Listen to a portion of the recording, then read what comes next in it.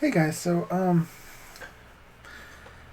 I wanted to make this video today because going through some of Bride Ministries and some of the stuff that they have going, and I just wanted to touch on something that I know really helped me look at things differently and start to work on things a lot more and in depth and understand.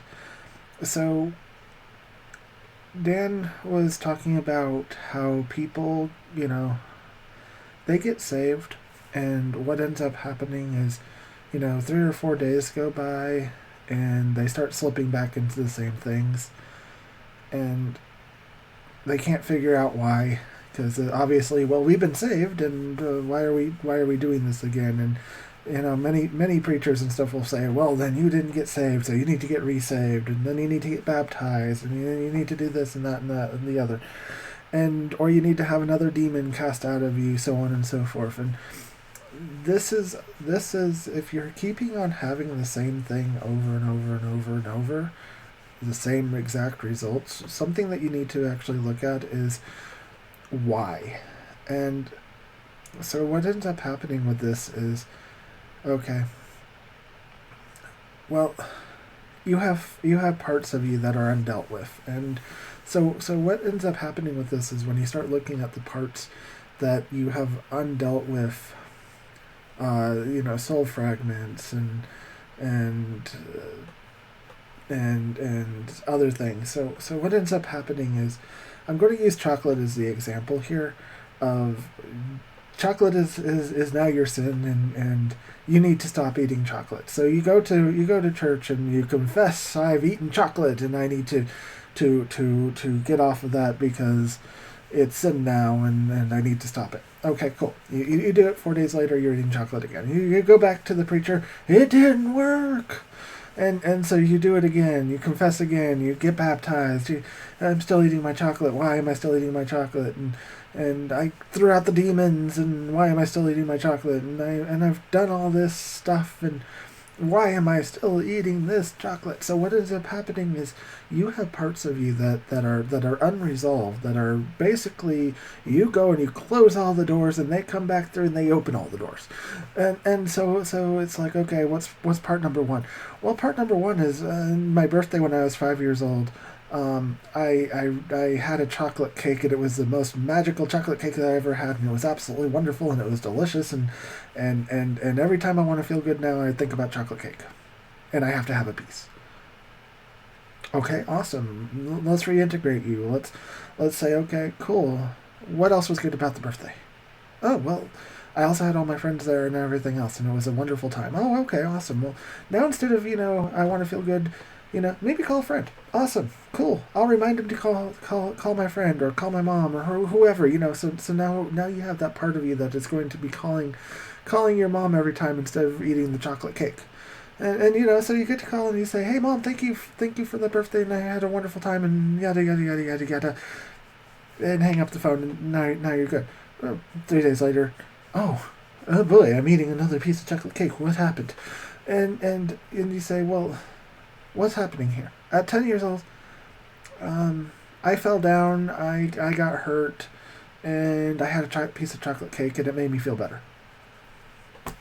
Okay, awesome. So now you realize that every time that you experience that a little bit of pain, you're reaching out to that chocolate cake. Well, okay, cool. I stubbed my toe. Reach for the chocolate cake. Speaking of which, I could eat a lot less chocolate cake. Anyway, neither here nor there. So what ends up happening now is, okay, well, you're in pain. Let's see what else we can do for that pain. So that way you don't keep eating chocolate cake. Okay, awesome, wonderful. Now you replaced it with something else, and you've gotten them to stop opening the door to the chocolate cake. Okay, cool, awesome. So obviously you can tell I've been sitting on my diet. Yay! Anyway, neither here nor there. So now you go through, and it's like, I was having a really bad day at I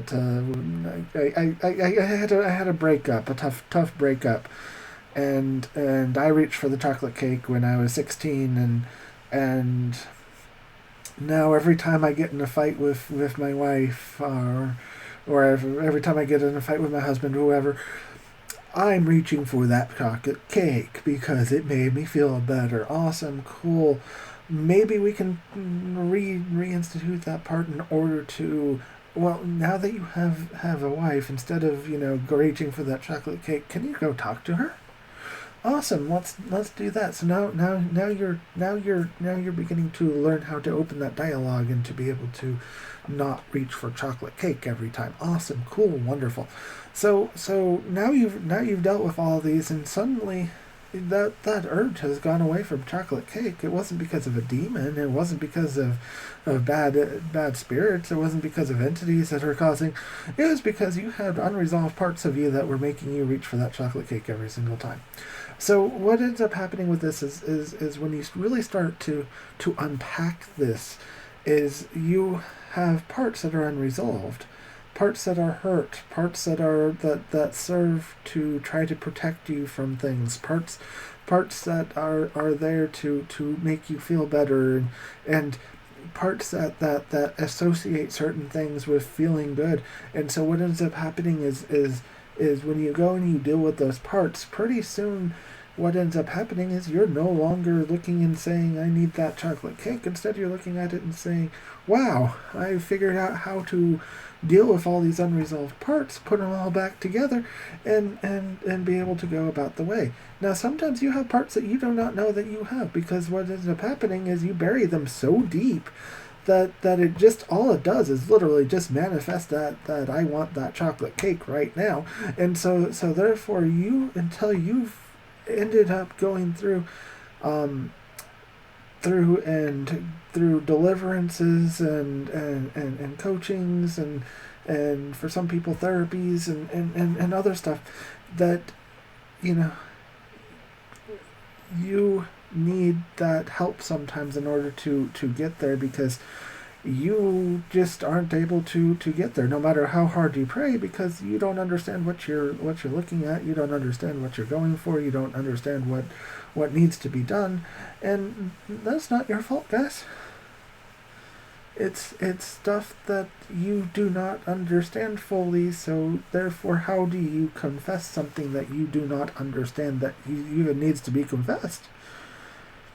And by going through and figuring some of those things out, of unresolved things, you can really truly make a better life and figure out things and the whole 9 yards.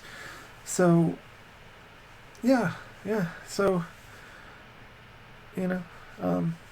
I've seen this in action now, and I see how it works and everything. I don't yet have a full understanding and grasp of it, but I'm working on that directional to be able to learn the technology and learn the tool. It's like, there's tools, guys. There's tools. When you go through and it's like you're talking about the armor of Yahweh, and it's like, well, you have your breastplate, your shield, your sword, your shins, your arm guards, your helmet, so on and so forth. These are all tools, and the more tools you have, the better off the better prepared you are to be able to deal with things. And when you have better understanding, the more you can do. It's like when the apostles were going through and delivering people of demons, and they got to one and they could not figure out how. It's like, well, Yeshua was able to. Why? Because he understood the mechanisms, he understood the tools, he understood everything that needed to happen in order for these things to be done. And so what ends up happening with this is Yeshua did give us tools, and sometimes we forget that they're there. We sit there and we want to believe, I'm going to tell a story that stuck with me for a very long time.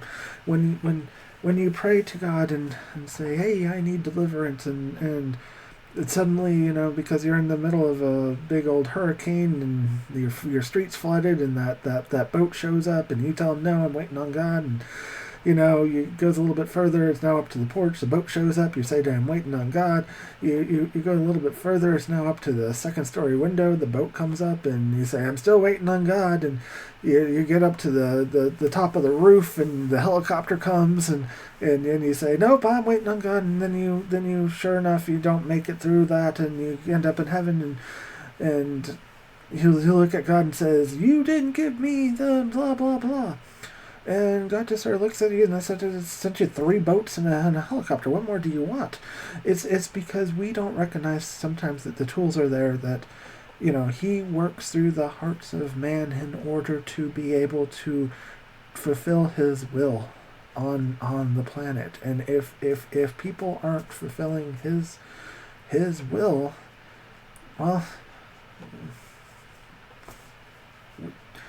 we don't have anybody to blame but ourselves. And I just realized I have a very shiny head. But the factor is that when we start looking at this and we kind of put 2 and 2 together here, it's like you have a toolbox. We have an operator's manual. And when we do not have a sufficient idea of how to use the operator's manual, we have people on the earth who are there to point us the direction or show us how to use it. And if the people aren't enough, then sometimes Holy Spirit is there, or set apart Spirit is there to direct you on how to best go through it. And sometimes that is a painful process. Sometimes that takes blood, sweat, and tears to be able to get through it and understand it. Sometimes that takes a lot just to, okay, well, what does this mean? How do I use this? And sometimes that operator's manual is just not doing it for you. And so you can go to a pastor, and sometimes that pastor is just not also going to do it for you because they don't have the answers either, because they haven't had the full comprehension of the owner's manual. And so then you go to the Holy Spirit and they say, awesome, well, I'm either going to give you some divine inspiration here, or I'm going to send you to somebody who does understand how to use this. And that's what I found with Dan Duvall. I found somebody who not only understands the operator manual, but is working with Holy Spirit to really truly bring it back into a full power and authority that it has, which is absolutely amazing. And there's so much there that is just wonderful, and I really do enjoy his stuff. Once again, I fully enjoy his teachings and everything. I hope that other people can go and check him out too. Lots of amazing series is there, and yeah, it's great. All right, catch you on the next one.